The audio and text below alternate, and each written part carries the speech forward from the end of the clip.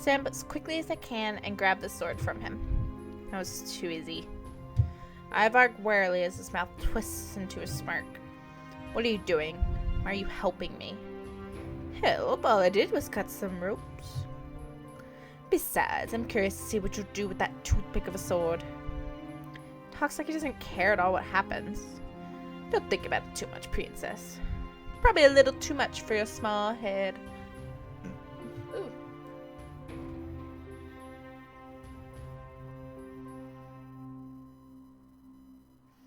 Swing my sword toward him, and Bag catches it with his cane. Why am I being dumb?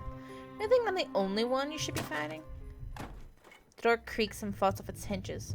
The knights stumble back, and I hear screaming as loud footsteps sound against the house tiles. So what would he do? Run? Hide? Or will the beast kill you too? Holy shit. My eyes focus on the large figure entering the room, though I cannot make out specifics at first.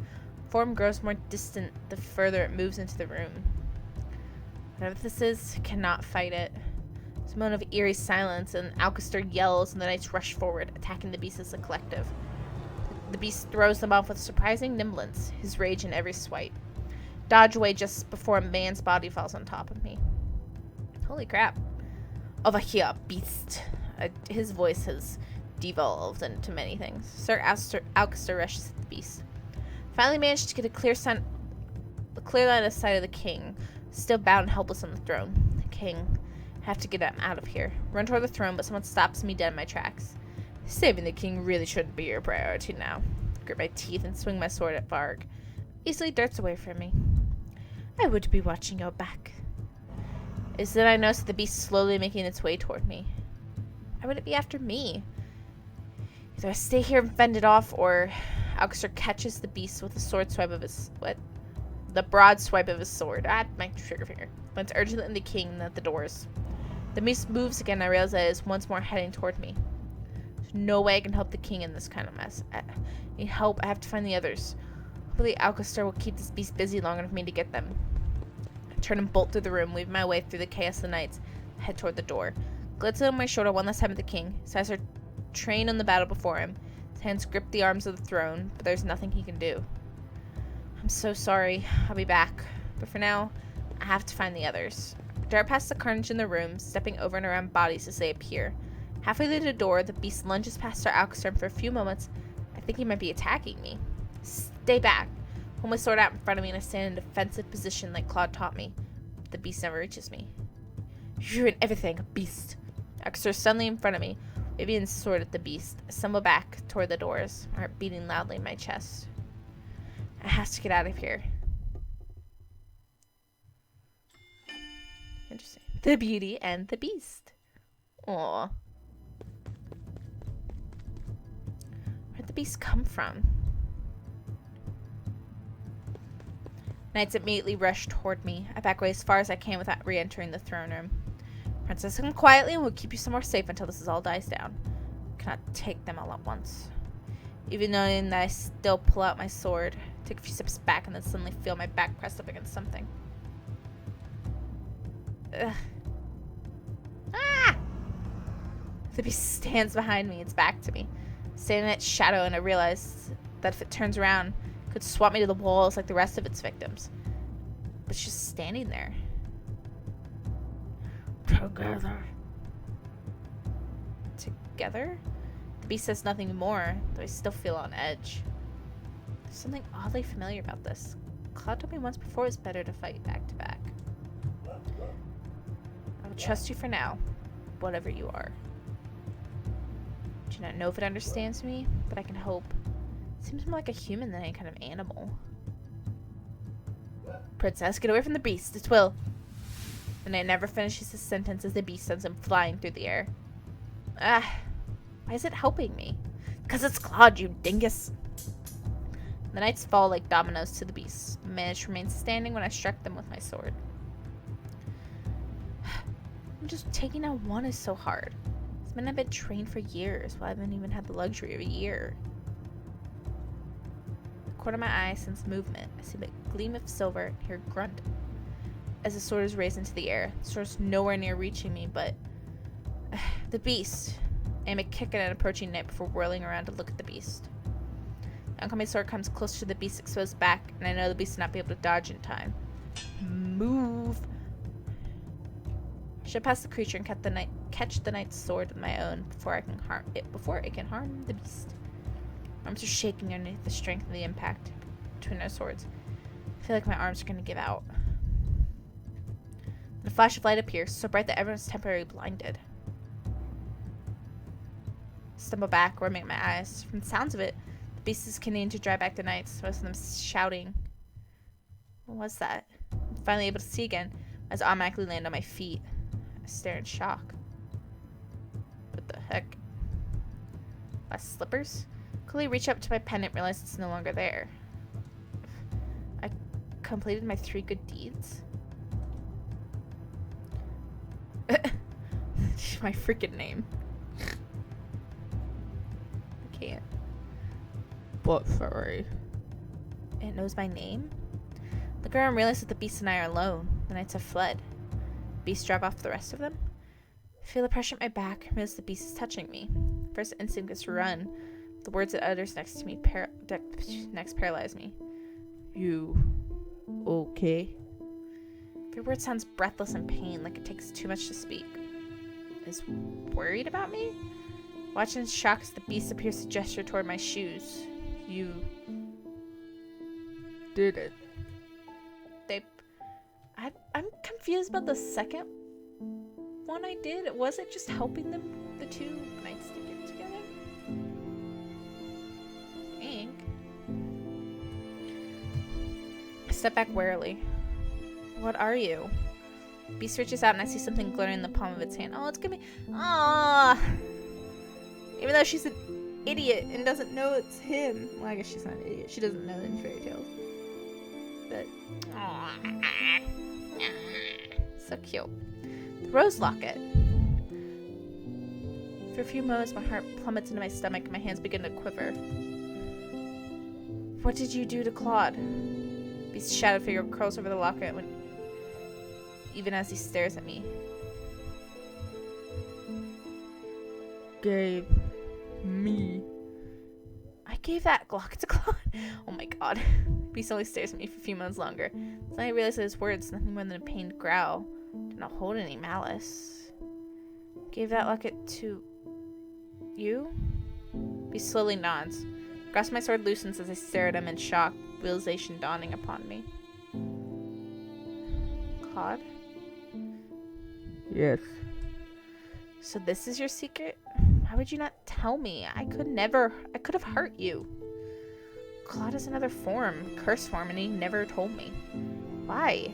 My world's everything coming together like the pieces of a puzzle. Secrets are secret for a reason, princess. You should know that. If I could speak on them, I would, but I can't. But if I wish I could explain, you would hate me. More accurately, you would be afraid of me. All those times Claude was clutching in his chest. Touching your tattoo so many times before. You were in pain.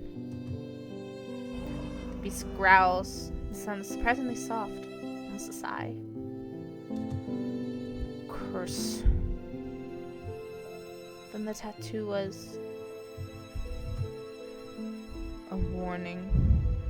First time I saw the tattoo, it was a beautiful rose. Second time it had thorns. Rose became ensnared in thorns. Did he transform? And he always touched his tattoo when he came too close to me. Claude, your curse did not just make others fall in love with you. It stopped you from loving anyone too, didn't it? You mentioned that woman before, when he thought loved him but didn't. It's possible that she saw him in this form, was terrified of him? If you loved anyone, you would turn into a beast. You loved a woman once, but she only loved you because of your curse. The minute she transformed, she was scared of you, wasn't she? Yes. Oh. He sounds so pained. The reason Claude's been trying to hide everything from me is because he's scared that I would have feared him. That's why beauty's always been so important to him. The curse cast upon him makes him both beautiful and a beast. I wanted you to love, but no one could love a beast. Ah! Now they're just quoting the movie. But nobody could tell you to learn to love, but nobody could love a beast. Ah! Swords are dwindling. It almost sounds like he's being suffocated on the inside. Slowly he's speaking. Claude never cared much about appearances. People wore masks on their faces their whole life around me. Claude, I take a deep breath and face him. I will love you, no matter what form you take. Drop my sword to the ground and make my way over to him. I rest my cheek on his face and wrap my arms around him. I love you. Yeah. It's too much cuteness in like 5 minutes and I can't. The room is filled with a bright but gentle light. Almost feels like I'm being bathed in sunlight. For a few moments I forget my worries. Everything feels blissful and quiet. My heart feels full. Then, moments later, the warm arms around my waist. No, this is so cute. Ah! I love you too, Butt Fairy. Ah! Oh, frick. It's so cute. I can't. I open my eyes, still can't see anything, even though I know that the light is faded. The warmth is still there too, and I feel it immediately on my skin. I realize that it's because Claude is hugging me. Not as a beast, but as a man. Did I break his curse? I realize that this is the first time Claude has ever touched me for a long period of time without abruptly moving away. Tentatively, I move my hands, feeling the fabric of his shirt and the warmth of him underneath it. Claude. Before I can finish my dang it. Feel his lips on mine only briefly, but it's enough to make me suddenly feel faint. He pulls away from me with a brilliant smile. I've always wanted to do that. I don't know what voice to use for boy Claude. I like the Lady Claude voice. But Fairy, you're blushing. If I could, I would kiss you again, but we have some urgent things to attend to. The reality of the situation begins to seep back into me. My father, Varg, Alcaster, are all still in the throne room. The king. Let's go, Butt Fairy. I'm still kind of keeping the womany one because I like that voice. Claude and I rush into the throne room. My attention is immediately grabbed by the king calling my name. Butt Fairy. I don't remember his voice. He's still bound to the throne, though. His gag is removed. A rush of relief floods through me. He's alive, and he remembers me. Gaze is drawn to the two men battling at the base of the throne. Their swords are locked together in a stalemate. Alcaster and Fritz? What has happened here? This is not how you gain power. I knew you would be a thorn in my side from the moment I conceived this plan. Whereas Varg concocted. That's not the word. The only one here is me, and I will. Fritz concentration slips his eyes land on me. The opening is small, but it's enough to give Alcaster the opportunity he needs. Watch out! Claude is already running over to help, but even he's too slow. Alcaster disarms Fritz before driving his sword. Oh, jeez! Ah! No! No! Alcaster pulls the sword out of Fritz's chest just fast enough to deflect Claude's attack. As Claude drives Alcaster away from the throne, I rush to where Fritz is collapsed to the ground. His eyes are already growing glassy. Fritz! I lean over him. There's so much blood. Glare at Alcaster. How could you do this to your own son? Anyone in the way will meet my sword. Blood does not matter. Aww. Princess. Turn back to Fritz in alarm, tears in my eyes. Fritz, hold on. Don't speak. You need to conserve your energy. Princess, I'm sorry. Fritz, please don't speak. I feel bitter tears stinging my eyes. I'm sorry. Watch as the life seeps from Fritz's eyes. My hand to his chest is to feel for a heartbeat. Fritz's body is still. Fritz! Once up at the sound, see Claude at the far side of the room struggling to get to his feet. Butt Fairy, watch out! Turn, but I'm not fast enough. See Alcaster's sword raised high in the air. No reach me before I can pick up my sword.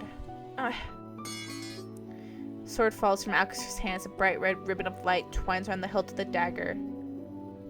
I turn and see Dolores standing short distance away. She ran and got her waltz all sitting behind her. Ah! I'm afraid your performance as king has been incredibly disappointing. Jern and Garland move together, rushing Alcaster from the same side. See Claude moving in from the other side, quiet and lethal. Princess! Waltz and Delora rush over to me as the fighting continues. Alcester has reclaimed his sword and is trying to evade attacks from 3 different swords at once. The king! Waltz nods at me, his gaze lingering on Fritz's expression becomes solemn. He walks up to the throne while Delora kneels beside me. Delora shakes her head. It's all I need to know that there's nothing more to be done. We'll make sure he's properly honored, but for now we need to get you out of here. About Ophelia? Waiting for us somewhere safe. I constructed a shield around her that will keep her hidden from view and harm until we return for her. Weren't we meant to bring the royal family back to the Marchen first? Not when we're missing the king. Besides, plans change when a magical beast starts rampaging in the castle. Princess! Turn to look at Alcester, who's still somehow managing to scream my name, despite the fact that he's being quickly overwhelmed. Princess, we could have worked together. If you were more like your mother, we could have ruled with grace, beauty, and fear. Flinch back, and Delora's hand comes to rest on my forearms, her grip steady. That is enough. Look up and see that the king has stopped to stand beside me. To my surprise, the king rests a gentle hand on my shoulder, his eyes soft as he looks at me. But, Pharaoh, we have a lot to talk about, but right now, I have something I must do. And immediately as I watch as the king draws his sword. He makes his way to Alcester. Durin, Garland, and Claude step back from where they have faced Alcester to one knee. You are a traitor lacking any honor, Alcester. You are the one that lacked honor. A ruler must have the people beneath his thumb. A ruler must lead people, not suffocate them. His oath as king is to protect them. You are no king, Alcester. For your crimes, I find you guilty and incapable of rehabilitation. The sentence for your severity of your crimes is death. The king raises his sword, and I turn away before he strikes down his sword. There's no sound or scream to follow. Turn once more to see that the king has pointed the sword at Alcester's chest, but not killed him. You will stay in the prisons until the time for your trial comes. Though you might try to refute these claims, you will be tried as a traitor to this kingdom, and then you will be executed. Alcester's shoulders fall. The glare never leaves his face. 9 women guards seize him and drag him from the room. The king immediately sends Durin and Garland out to deal with any knights that are still part of the coup. Delora and Claude help with moving Fritz's body, while Waltz tries his best to fill the king in on the most basic points of our successful operation. Jeez. Feeling has died down a little bit over the last hour, but I still feel overwhelmed. Glance at Waltz and the king, who are still speaking. Every time the king sees me looking at him, he flashes me an uncertain smile before glancing away.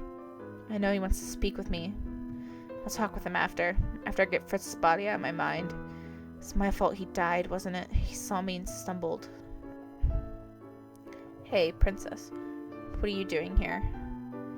Here. I thought you changed, but you've still got some feistiness in you, don't you?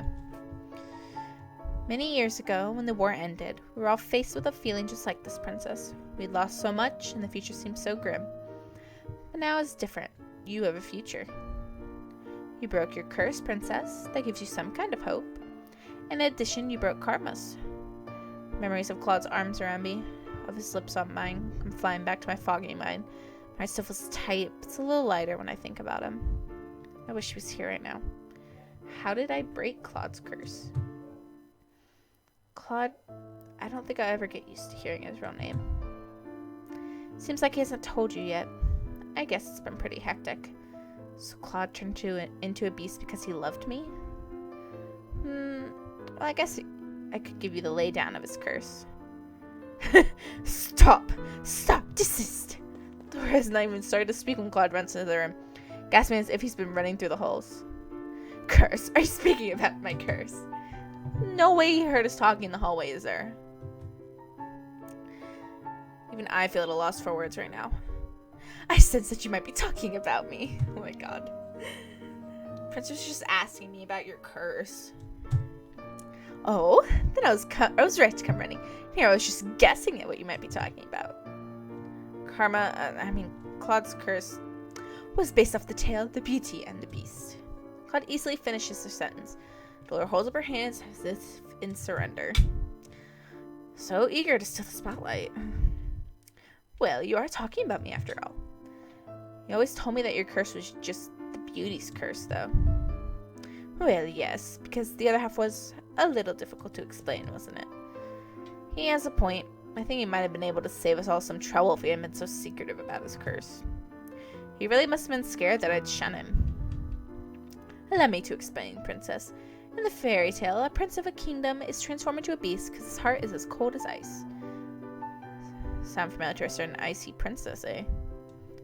Shut up. Just trying to lighten the mood. Claude sighs. I would call Buttfairy something far more flattering, like my sweet beloved. We were talking about your curse. Oh, right. Well, anyway, the witch who cursed the prince in the tale tells him that he has to learn to love and be loved before the petals of a rose completely fall off. A rose? Yes, she gives him a rose, and he keeps it protected under glass. Some time passes, and the rose continues to wither away. Excuse me. A maiden finds the beast, and eventually the two fall in love. At the end of the tale, she confesses her love to the beast, and he transforms back into a human. By confessing I saved you? But his curse was different from the tale. I know what you're thinking, that my curse was somewhat different. It was more complicated. The witch made it so that I was both the beauty and the beast. She said it suited me because I was so vain. The witch constructed a very roundabout curse. Any woman who falls for me falls in love with me as the beauty. And when I transformed to a beast, the enchantment would break, and they would become terrified of me. I doubt Claude ever thought he could break his curse. The love women felt for him while he was cursed was always fake. How could that kind of love hold strong when he turned into a beast that was never true to begin with? And then you came along, Princess. But you just about given up on hope when was waiting on you to dispel the curse on your birthday. Now here you both are. But the Ice Princess in love? What a miracle. Turn away embarrassed. It's not a miracle. I'm very glad I met you, Buttfairy. Lady Dolores' words are the truth. I just about given up hope. I never had any hopes of breaking my curse. I thought that the only way to fix it would have you dispel it on your birthday. But then I came to know you, and he fell in love. A fairy tale indeed. You started out frowning at everyone and everything. You've come a long way, Princess. Congratulations. You turned out to be a pretty okay princess. And you turned out to be a pretty okay witch. Gasp! Do my ears deceive me? A compliment from our little witch. You look so surprised. But you'll be the new bearer of our crystal real soon, Princess. I expect good things from you. Right. I almost forgot about that. I'll try my best. Yet another miraculous proclamation from the little witch. Well, the surprises ever ceased. Never cease. Before I could snap at Delora again, the king awkwardly interjects, coming to stand next to us, with Waltz by his side. Pardon the intrusion. Oh, not at all, your majesty.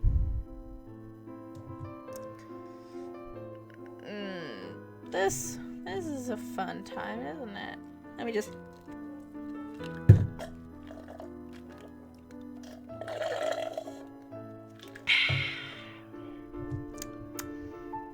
Waltz told me that you're cursed. That's why I forgot about you.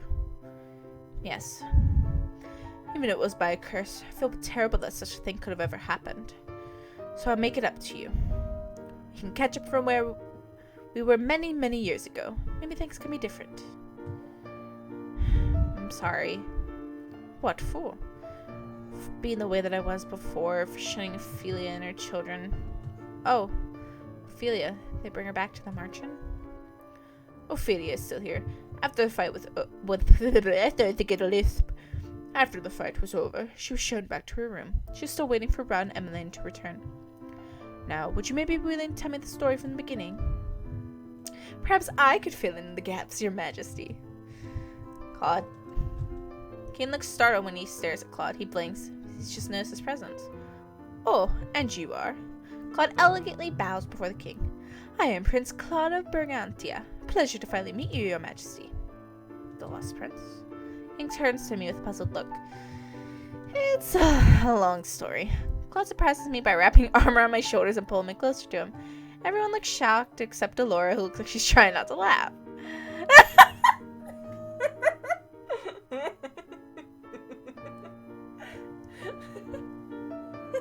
Okay, jeez. Jeez.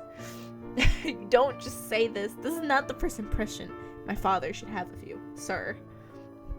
Jeez. As the princess's lover, I feel it is my obligation to help her explain this whole mess. Jeez. Oh my god. I feel my face getting hotter as Claude's sudden proclamation. All there is now me, and I suddenly feel like hiding myself. Only Claude would so bluntly say such a thing. Ken looks more shocked than anything. When did this happen? Well, your majesty, I think we'd better start from the beginning. Hey, we were able to tell the king everything, save for where Varg had disappeared to. Jesus, loud. No one was sure where he had gone in all the chaos. The night's search for him all ended in failure. A lot of explaining had to be done, not just to the king, but also to the people of the tavern. As soon as everything has calmed down, Ron and Emmeline finally went back to the palace. I apologized to them as best I could, and they all seemed willing to try again with me. And I'm willing to try again too. As for Claude... So you're going back? Are you sure you don't want to come to Brigantia with me? Just for a short holiday? I would love nothing more than to introduce you to my family. Mother would shower you with gifts. Father would, well, tease you, probably. He makes jokes frequently. About... Llama. What did you say, llama? He has a pet llama? My brother, Llama. What? Another acronym. We're Karma and Llama. Does your father do these things on purpose? I told you he likes jokes. My brother's real name is Lance. I was going to bring you back and introduce you to. And you could tell my little brother how very charming I am. Just my imagination, or is there a glimmer of competition in his eyes? As much as I would like to meet your family, you have your own obligations here. You need to let your family know that you're safe and alive. But the thought of being separated from you. Claude's eyes before he leans down, plants a kiss on my forehead. I'll miss you. I won't be gone that long. Love, that's not how you're supposed to respond. You're supposed to say, my sweet prince, I'll miss you too. Fine then. I'll miss you too. Maybe. Claude raises an eyebrow at me and then smiles. I'll be back for your birthday. I love you. Ah. Frick. So. Okay, so maybe I didn't get like a neutral end. It's only been a few weeks since he left, but I'm impatient. The king's been throwing grand dinners every night in preparation for my birthday. I can hardly concentrate on anyone else when I'm thinking of Claude. What about all the smaller birthday celebrations? That I would be here for them. Birthday's in a few days. When will they come back? I tried to make myself busy, mainly by continuing my sword practices with Jurin and Garland, who both rejoined the Order of Caldria. Every time I'm around the nights, I think of Fritz. She'll bring some new flowers tomorrow. Claude would just return already. We could go pair of specs together. Hey! What is these words? Come on now. Jeez. Oh god. Hello, Bot Fairy. My love, my sunshine, my beautiful betrothed. Jeez. Ah! Claude. Shake my head and try to reget the... First of all, you did not knock. Second, we are not engaged. We may as well be, don't you think? At the very least, knock before you come in. Still worried I'd come in on you in the middle of changing. Would you have minded so terribly? Yes. It's worth saying those things to you just to see you blush. Why are you even here? This arrival was so sudden, I have absolutely no time to prepare. Claude sighs, drumming. You didn't want me back? No, I mean, you didn't even write to say you'd be back today. I just wasn't expecting you. I did say I'd be back for your birthday. A man of my word. Should I have stayed out longer? No, of course not. Grumbles. Claude walks over to my bed, grinning. Sits down on the bed next to me, wraps an arm around my waist, pulling me closer. Silently, in my head on his shoulder. I can't talk. It's a startling contrast to what it used to be. Before, if I touched him, he would flinch and turn away from me. Now he's always... Oh, jeez, that's loud. Now he's always right next to me. Claude's whole body seems to relax when I tentatively wrap my arms around him and hug him back. I knew I'd miss you, but it really was terrible being away from you for so... I'm adding my own words to this story. It was really terrible being away from you. But you enjoyed the time with your family? I I did. My brother was very frustrated that I spoke about you almost every hour of the day. How could you have that much to say about me? Oh, but I didn't have enough time to list all of your virtues. Nudge him in the arm and he just grins at me. A glint from Claude's pocket catches my eyes and I flush proudly when I notice the rose locket. Looking at the locket makes me think back to that night when we transformed back into a prince. Lost in thought, are we? Just noticing the locket. You still carry it around with you. Of course I do. It's become my most valuable possession. He pulls the little locket out and pops it open. I'm startled when I see the small sheet of paper with my own words on it. The message to him is still there. Claude smiles when he reads the words aloud. Norma Rose would have withered, so I offered this one instead, in heartful thanks. Say nothing when he turns to look at me. Why is my dog still barking? Oh my gosh. Oh, your cheeks are red again. Your embarrassment is adorable, darling. That accent went all over. I'm not embarrassed. I just didn't think he'd keep the words in there. That they would ever mean so much to him. Yes, of course. You have exponentially rosy cheeks, Pauses as he closes the locket again and looks at it fondly. I love this locket because it's the first gift you gave me. He was holding the locket as the beast, too. It's half of the reason I recognize him. I jump as Claude gently taps my nose. This locket isn't going anywhere anytime soon, I can assure you. He smiles as he winks at me. Anyway, allow me to pull you back into the present. Since I promised you no more secrets, let me tell you something. Oh? Claude looks away from me, his eyebrows furrowing, and I frown. Hope it's nothing serious. I'm nervous about sitting down to dinner with your father tonight. You're nervous? I start laughing without even meaning to. You're laughing at my pain, princess. Pulls me closer and kisses the top of my head. You're too flamboyant to be nervous. I'm confident, princess, not flamboyant. There's a difference. Right. Claude's expression grows more solemn. Looks at me seriously, almost sadly. But, Fairy, I'm so sorry about lying to you. That whole time I made myself up to someone beautiful, someone I wasn't. I believed I was truly a good person on the inside, that I deserved good things, even though I was selfish. I've already apologized to him before too many times. Claude, you do not have to apologize. No, that which was right to curse me. I said everything handed me on a silver platter. When I came to Angel, I believed that it wasn't going to help me break my curse. It wasn't important. And then I met you. First I thought I would just have to get on your good side so you could help me dispel my curse. But then, Fairy, I realized I was drawn to your confidence and commitment. I could never admit that I was in love with you. I was so scared that if I transformed into a beast and you were scared of me, I'd lose my chance at winning your heart. So you see, princess, I was selfish.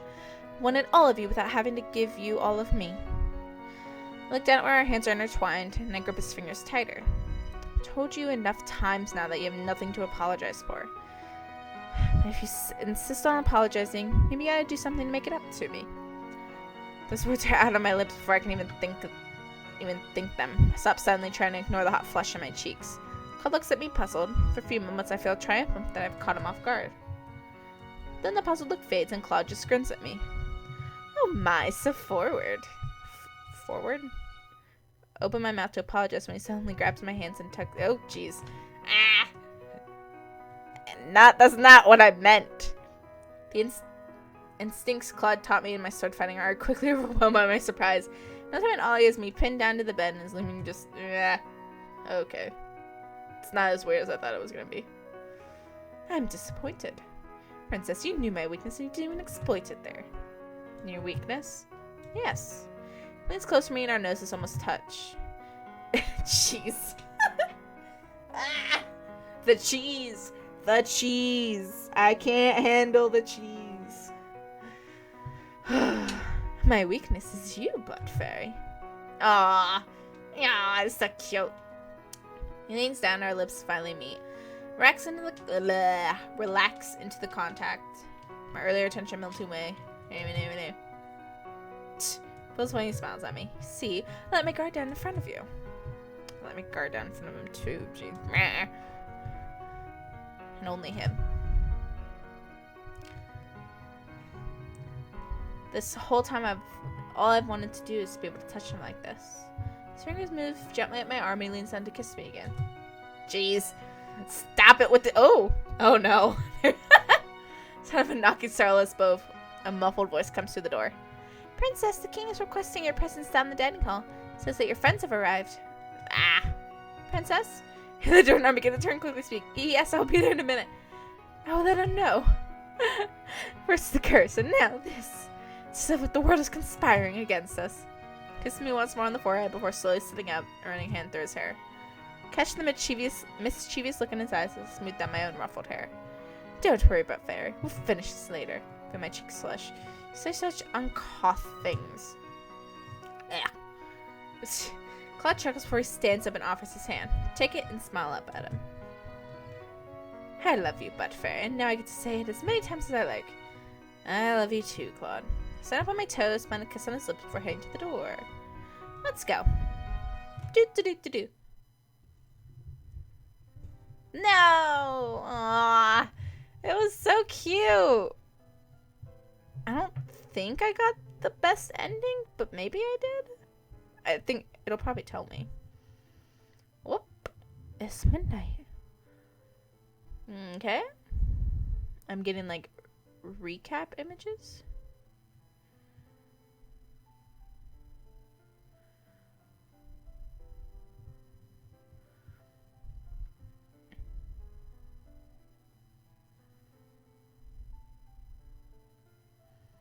Nah.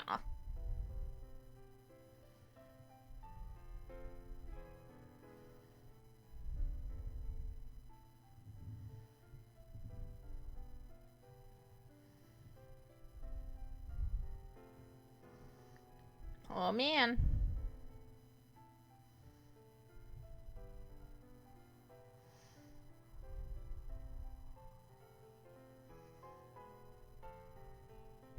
So it's like every time he was in pain, he was like liking me more. Just kind of sucks. Ooh. Beast man. I like that image of the beast. It's kind of cool. It's like a shadowy thing. No, so cute. Can't handle it. Oh no, the cheese. Ah.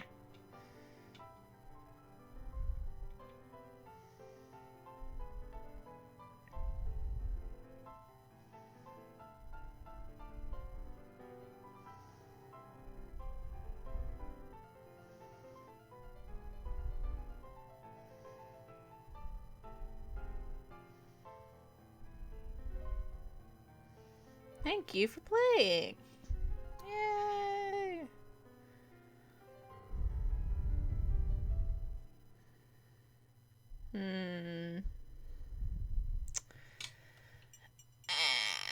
Is it taking me back to the title screen?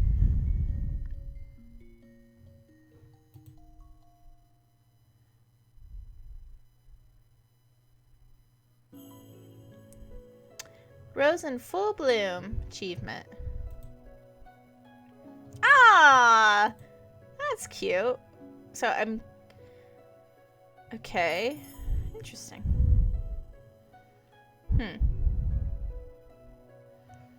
Alright. So I hope you guys enjoyed the run for Claude and his heart, his Beauty and the Beast and all that. I think I got the best ending. I think. Considering, like, I got his face up there and all that. It seemed like a pretty good ending. And I still got the image at the end. So I think that was the best ending. Alright, well, I will see you guys next time where we start a new path. I don't know if I want to... I don't know, I liked Claude's character. And I'm curious how we're going to get some of the other characters in there. But, alright. See you guys later.